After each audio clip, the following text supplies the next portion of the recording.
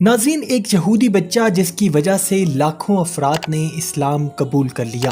یہ کوئی ڈرامہ یا فلمی کہانی نہیں ہے بلکہ ایک سچا واقعہ ہے۔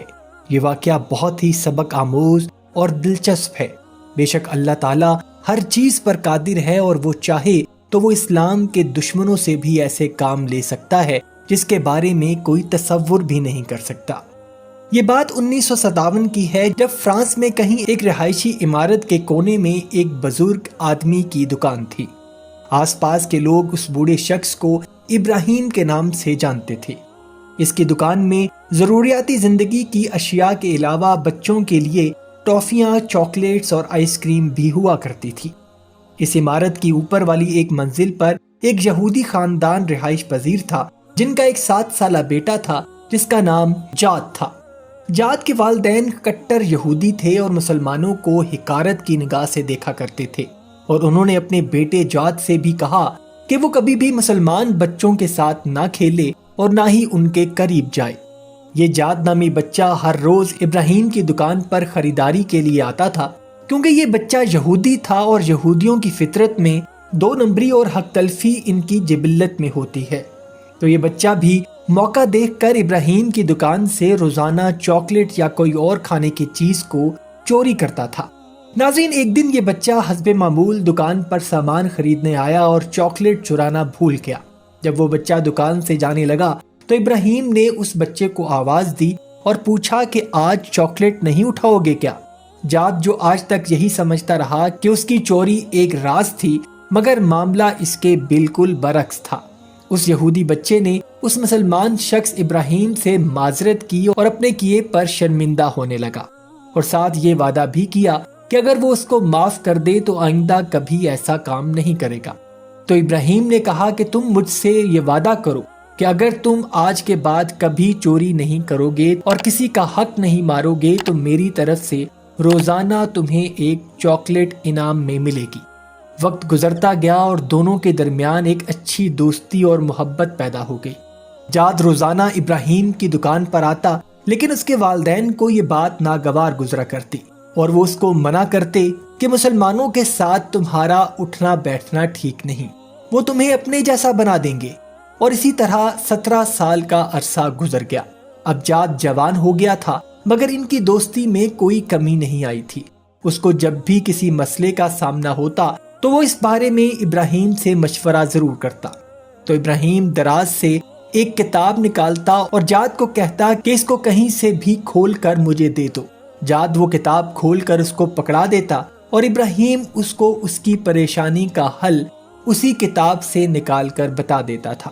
17 سال کے بعد جاد جب 24 سال کا نوجوان بنا تو انکل ابراہیم بھی اب تقریباً 70 سال کے ہو چکے تھے۔ دائیں اجل کا بلاوا آ گیا اور انکل ابراہیم وفات پا گئے۔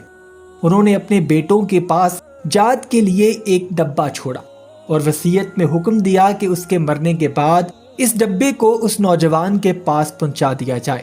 اپنے باپ کی وصیت کے مطابق وہ صندوق جاد کو پہنچا دیا گیا۔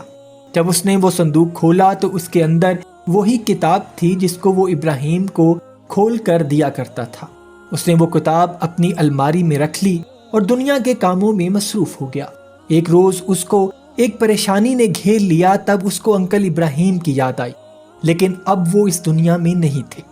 اسے سوچا کہ انکل ابراہیم کی طرح میں کیوں نہ خود سے کوشش کروں اس کتاب کو پڑھ کر اپنے مسئلے کا حل ڈھونڈنے کی، لیکن وہ کتاب عربی زبان میں تھی اور اس کو عربی پڑھنا نہیں آتی تھی۔ لہٰذا وہ اس کو لے کر ایک عربی دوست کے پاس پہنچا اور کہا کہ اس میں سے مجھے 2 صفحات پڑھ کر سناؤ اور اس کا مطلب بتاؤ۔ جب اس نے اس سے پوچھا کہ یہ کیسی کتاب ہے تو اس نے جواب دیا کہ یہ مسلمانوں کی الہامی کتاب قرآن مجید ہے۔ پھر اس نے پوچھا کہ کوئی شخص مسلمان کیسے بن سکتا ہے، تو اس نے اس کو کلمہ شہادت کا بتایا کہ کلمہ شہادت پڑھ کر اور نیت سے انسان مسلمان ہو جاتا ہے۔ اس نے کہا کہ میں تو شروع سے ہی انکل ابراہیم کی عادات اور ان کی اس کتاب سے متاثر ہوں، میں مسلمان ہونا چاہتا ہوں۔ اس کے بعد اس نے شہادہ پڑھ کر خود کو دائرہ اسلام میں داخل کر لیا۔ سبحان اللہ۔ مسلمان ہونے کے بعد اس نے اپنا نام جاد اللہ رکھا اور دینی تعلیم حاصل کی اور دعوت تبلیغ میں خود کو وقف کر دیا۔ شروع کے 3 سال تک فرانس کے اسلامک سینٹر میں دین اور شریعت کی تعلیم حاصل کی اور پھر اس کے ہاتھ پر فرانس میں تقریباً 6000 سے زائد لوگوں نے اسلام قبول کیا۔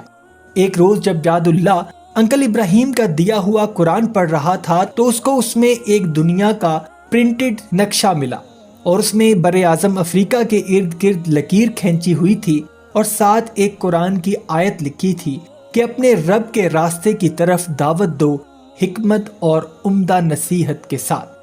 جاد اللہ کو بالکل ایسا لگا جیسے یہ نصیحت خاص اس کے لیے ہو، لہٰذا اس نے تبلیغ اسلام کے لیے ہمیشہ کے لیے فرانس کو چھوڑ دیا اور بر اعظم افریقہ کو اپنا مسکن بنا لیا اور 2003 تک افریقہ کے مختلف ممالک میں سفر کیا اور دین کی تبلیغ کا کام کرتے رہے، اور پھر سوڈان میں آئی ایک وبا کی وجہ سے محض 53 سال کی عمر میں انتقال کر گئے۔ جاد اللہ کے انتقال کے 2 سال کے بعد جاد اللہ کی محنت رنگ لے کر آئی اور ان کی والدہ نے بھی 74 برس کی عمر میں اسلام قبول کر لیا۔ امید کرتا ہوں ناظرین آج کی ویڈیو آپ کو پسند آئی ہوگی۔ اگر ویڈیو پسند آئی ہے تو ویڈیو کو لائک اور شیئر ضرور کیجیے گا اور جاتے جاتے چینل کو سبسکرائب کر کے ہماری حوصلہ افزائی بھی کر دیجیے۔ اپنا اور اپنے گھر والوں کا بہت سا خیال رکھیے گا۔ اللہ حافظ۔